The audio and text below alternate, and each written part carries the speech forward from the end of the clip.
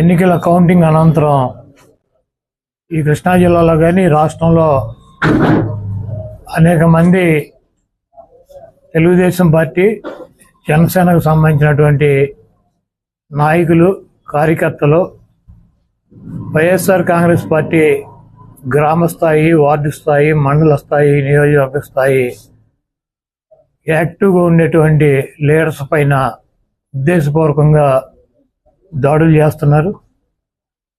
అదేవిధంగా వాళ్ళ ఇళ్ళకెళ్ళి ఇళ్ళు పగలు కొడతాం, కార్లు పగలు కొడతాం, అర్ధరాత్రులు వెళ్ళి వైఎస్ఆర్ కాంగ్రెస్ పార్టీ శ్రేణుల్ని భయపెట్టాలి, ఈ వైఎస్ఆర్ కాంగ్రెస్ పార్టీని డిస్టేజన్ చేయాలని చెప్పి పెద్ద ఎత్తున ప్రయత్నాలు చేస్తున్నారు.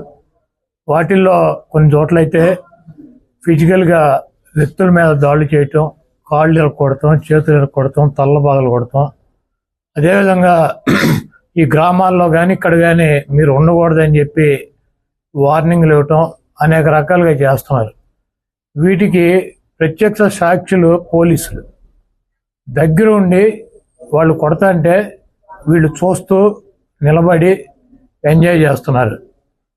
ఈరోజు మా దగ్గర పోలీసులు ప్రేక్షక పాత్ర వహించేటువంటి సన్నివేశాలు, తెలుగుదేశం పార్టీ అల్లరిమోకలో మా వాళ్ళ మీద దాడి చేస్తున్నటువంటి సన్నివేశాలు సీసీ ఫుటేజీలతో సహా, ఫోటోలతో సహా మా దగ్గర ఉన్నాయి. మేము ఎస్పీ గారికి కానీ లేదా లోకల్గా ఉన్నటువంటి పోలీస్ స్టేషన్లో కానీ కంప్లైంట్ ఇచ్చినా, ఒకవేళ మాకు ముందు సమాచారం ఉండి ఇలా గొడవ జరిగేటువంటి పరిస్థితి ఉందని చెప్పినా కూడా వాళ్ళు వచ్చి ప్రేక్షక పాత్ర వహించడం, అదేవిధంగా ఎటువంటి కేసులు కూడా కట్టినటువంటి పరిస్థితి లేదు. కాబట్టి మేము జిల్లా పార్టీ తరఫున మా దగ్గర ఉన్నటువంటి వీడియోగ్రాఫులతో, ఫోటోగ్రాఫులతో హైకోర్టుకు వెళ్ళి ప్రైవేట్ కేసులు వేయాలని చెప్పి నిర్ణయించుకున్నాం. తప్పకుండా దాడులు చేసినటువంటి వాళ్ళే కాదు, దాడులు చేస్తుంటే చూస్తున్నటువంటి పోలీసు వ్యవస్థ మీద కూడా కేసులు వేయటానికి సిద్ధంగా ఉన్నాం.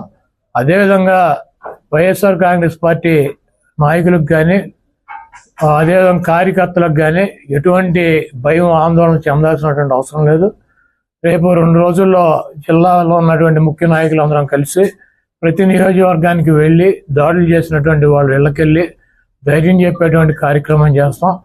దీనికి జగన్మోహన్ రెడ్డి గారు కూడా మీరు ఎట్టి పరిస్థితుల్లోనూ కార్యకర్తలు కానీ నాయకులను కానీ జరుగుతున్నటువంటి దాడుల్ని మీరు చూస్తూ ఊరుకోవద్దు, పార్టీ అంతా యాక్టివ్ అవ్వండి, అందరూ ఒక వేదిక మీదకి వచ్చి వాటిని తిప్పి కొట్టాల్సిన అవసరం మన మీద ఉందని చెప్పి ఆయన కూడా చెప్పారు. కాబట్టి పోలీసు వ్యవస్థ ఒక అసమర్థమైనటువంటి వ్యవస్థగా ప్రేక్షక పాత్ర వహిస్తున్నటువంటి ఈ పోలీసు వ్యవస్థకి మరి మా నుంచి ఈ తెలుగుదేశం పార్టీ గోండాల నుంచి మా పార్టీ నాయకుల్ని, కార్యకర్తల్ని కాపాడుకోవటానికి మేము కూడా 2 రోజుల్లో రోడ్డు మీదకి వచ్చి ఎక్కడైతే మా వాళ్ళ మీద దాడులు జరిగినాయి, ఎక్కడైతే మా వాళ్ళని ఇబ్బంది పెడుతున్నారో ఆ ప్రాంతానికి వెళ్తాం.